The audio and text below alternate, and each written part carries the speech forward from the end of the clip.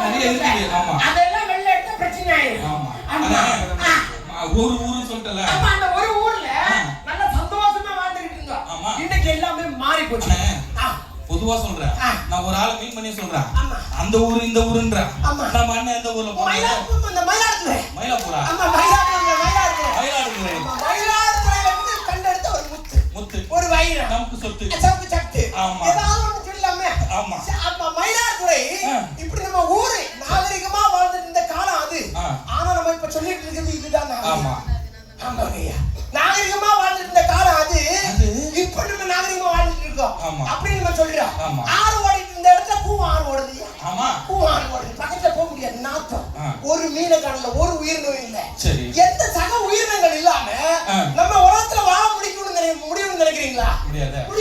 ஆமா, இந்த உலகத்துல எல்லா உயிரினங்களும் சேர்ந்து வாழ்ந்தாதான் வாழ முடியும். எல்லா உறவுகளும் சேர்ந்து வாழ்ந்தாதான் வாழ முடியும். அதனால உறவுகள் எப்படி முக்கியமோ அதே மாதிரி நம்ம சக உயிரினங்களும் முக்கியம். ஆமா, சிறப்பு பொருளாதாரம் முக்கியம். அதனால எல்லா வீடுகளையும் மரம் நடுங்க, ஆறு வெட்டுங்க, மீண்டும் வாழ நடுங்கன்னு சொல்ல வரல. இயற்கையை பேணி பாதுகாக்கிறதுக்கு இந்த மாதிரி குடும்பமா சேர்ந்து இருந்தாதான் முடியும். குடும்பமா சேர்ந்தாதான் முடியும். ஒருத்தருக்கு குடும்பமே இல்ல, அப்பா இல்ல, அம்மா மட்டும்தான் படிக்க வச்சாங்க. ஆமா, படிக்க வச்சு அதுல ஒரு உழைப்பு. என்ன ரோட்ல போகக்கூடிய கார் எல்லாம் பார்க்கும்போது ஆசை வரும்ல? ஆசை கண்டிப்பா குழந்தைங்களுக்கு வரும்ல? இந்த கார்ல எனக்கு போகணும் ஒரு நாள், இந்த கார் எனக்கு வாங்கணும் அப்படின்னு அந்த ஆசை அந்த மனுஷனுக்கு அன்னைக்கே தோணுனதுனால அவரு கஷ்டப்பட்டு கார் வாங்கிட்டார். எத்தனை வயசுல? 27 வயசு. 27 வயசு. எத்தனை கார்? 27 எத்தனை கார்? அப்ப எத்தனை? 3 கார். ஒரு வீடு. இந்த கார் மட்டும் இல்ல, கார் மட்டும் தன்னை மட்டும் அவர் யோசிக்கல. ஆனா எனக்கு 46 வயசு ஆகுது. ஆமா, 46 வயசு ஆகுது. எனக்கு 46 வயசு ஆகுது. இந்த ஊடு இல்ல, கூடு இல்ல, ஒண்ணே இல்ல. ஊர் சுத்தி கடை வாங்கலாம். ஆமா, நானும் ஓடிக்கிட்டே இருக்கேன். எங்கேயோ ஓடுறேன், பாதை தெரியாம ஓடுறேன். இந்த பாதை தான் அப்படியே. ஆமா, இந்த பாதை. ஆமா, உழுந்துருவோம் பாத்துக்க. அப்ப பாதை தெரியாம ஓடியாச்சுன்னா ஒரு வாழ்க்கையை காண முடியாது. அதனாலதான் இந்த நாகரிக காலத்துல ஒரு பாதை தெளிவா கண்டுபிடிச்சு இந்த பிசினஸ்ல போயாச்சுன்னா கண்டிப்பா நம்ம முன்னேற முடியும் அப்படின்னு ஒரு சிலர் போறாங்க. போயிட்டு அவன் மாடி வீடு கட்டிட்டு கார்ல பங்களால சுத்திக்கிட்டு பக்கத்து வீட்டு மாமா மருமவ அவன் எல்லாம் பார்க்கும்போது அப்படியே கம்பீரமா போறாங்க. பார்த்தால டென்ஷன் ஆகும். எங்க ஊர்ல இருக்காங்கன்னா பார்த்தால டென்ஷன். 5 மாலை விட்டுருக்காங்க, நம்மள பார்த்த உடனே ஆடி போகுது. ஆமா, பார்த்த உடனே நம்ம அப்போ சக மனிதனை மனுஷனை மதிக்கணும்ல? கண்டிப்பா. நீ சக மனிதனை தான் மதிக்கல, குடும்பத்துல உள்ளவங்க மதிக்கணும்ல? அப்ப குடும்பத்துல உள்ளவங்களும் முன்னேறணும். என்ன மாதிரி கார்ல வரணும்? இந்த பிசினஸ் மாதிரி ஏதாவது ஒரு பிசினஸ் பிடிச்சி உங்க குழந்தைங்க வந்து கட்டிட்டு வரணும்.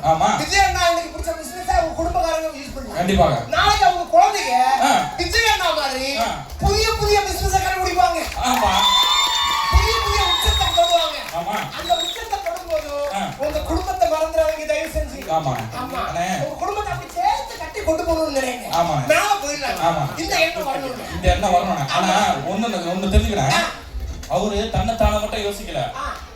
சக மனிதர்களையும் என் கூட பயணிக்கிற எல்லாருமே வந்து படிப்புல இருந்து அவங்களுக்கு வேலை வாய்ப்புல இருந்து அவங்களுக்கு இப்ப சாதாரண நம்ம சாப்பாடு வசதியில இருந்து எல்லாமே ஒவ்வொன்று கிடைக்கலாம்னு பார்த்து குடும்பத்துக்கு மட்டும் செய்யல, சமூகத்துக்காகவும் அவரோட சக ஊழியர்களுக்காகவும் எல்லாருக்காகவும் சேர்ந்து செஞ்சுட்டு இருக்காங்க. இப்படி ஒண்ணு ஞாபகப்படுத்தினதான் சொல்லுவார் போல. ஆமா, இந்த மாதிரி நிறைய நபர்கள் இருக்காங்க. விஜய் சார் மாதிரி. நம்ம அஜித் சார சொல்லலாம். ஆமா, அஜித் சார் நடிகர் அஜித் சார். கூட இருக்கக்கூடிய ஒர்க் பண்ணக்கூடியவங்களுக்கு எல்லாம் வீடும் தான் சேர்ந்தே வைக்கணும். இது வளர்ந்து இல்லைங்க, அவரு ஸ்டேட்டஸ் வைக்கிறாங்க. அவங்க அப்படி வந்ததுதான், பயன்பட்டவங்க சொன்னதுதான். அதனால நம்ம கூட இருக்கக்கூடியவங்க எல்லாம் சக மனிதனா மதிச்சு எல்லாரும் நம்மள மாதிரி சமமான நிலையை எட்டணும்னு என்னைக்கு விஜய் சாருக்கு நினைச்சாரோ அன்னைக்கு அவர் மேல போயிட்டாரு. சேகோரா சொல்லிருக்காரு. சேகோரா என்ன சொல்லிருக்காரு? விதைத்து கொண்டே இரு. ஆமா, சேகோரா விதைத்து கொண்டே இரு. முளைத்தால் மரம் இல்லை என்றால் உரம். அண்ணன் முளைச்சிட்டாரு, இன்னைக்கு விதையை உங்ககிட்ட கொடுத்திருக்காரு. நல்லா மரமா வளரணும். இருக்கக்கூடிய சின்ன விதைகள் எல்லாம் பெரிய மரமா வளருவீங்க. முன்னேறணும். டைம் ஆகும் சொல்லிட்டு முறைச்சு பாக்குறாங்க. ஆமா, அவ கம்பெனி அடிக்க வர ஒரு அடி அடிச்சிடலாமா? அடிச்சிடுவோம். ஆமா, இப்படியே பேசினா ஆமா, இப்படி பேசினா நல்லா இருக்கு. ஆமா.